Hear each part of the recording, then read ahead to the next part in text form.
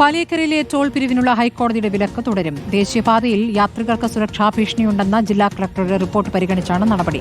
ജില്ലാ കളക്ടറുടെ റിപ്പോർട്ടിൽ ദേശീയപാത അതോറിറ്റി മറുപടി നൽകണമെന്നും കോടതി നിർദ്ദേശിച്ചു. മുരിങ്ങൂറിൽ എന്താണ് അവസ്ഥയെന്ന് ഹൈക്കോടതിയുടെ ചോദ്യം.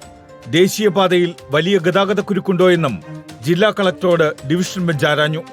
ആമ്പല്ലൂരിലും മുരിങ്ങൂറിലും ഇന്നലെ ഗതാഗത കുരുക്കുണ്ടായെന്ന് ജില്ലാ കളക്ടറുടെ മറുപടി.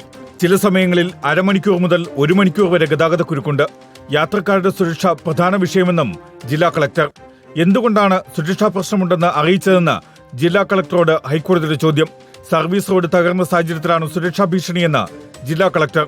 ഗതാഗതക്കുരുക്ക് പരിഹരിക്കുന്നതിൽ ദേശീയപാത അതോറിറ്റിക്ക് വീഴ്ചയുണ്ടെന്ന് ഹൈക്കോടതിയുടെ വിമർശനം. ഗൌരവത്തോടെയല്ല NHAI ഗതാഗതക്കുരുക്കിനെ സമീപിക്കുന്നതെന്നും ഡിവിഷൻ ബെഞ്ച് വിമർശിച്ചു. ഗതാഗത പ്രശ്നം പരിഹരിക്കാൻ എല്ലാവരും സഹകരിക്കുകയാണ് വേണ്ടതെന്നുമായിരുന്നു ഹൈക്കോടതിയുടെ നിരീക്ഷണം. തുടർന്നാണ് പാലിയേക്കരയിലെ ടോൾ പിരിവ് പുനരാരംഭിക്കാൻ അനുവദിക്കണമെന്ന കേന്ദ്ര സർക്കാരിന്റെയും ദേശീയപാത അതോറിറ്റിയുടെയും ആവശ്യം ഹൈക്കോടതി തുടർച്ചയായ 6ാം തവണയും തള്ളിയത്. Legal desk reporter.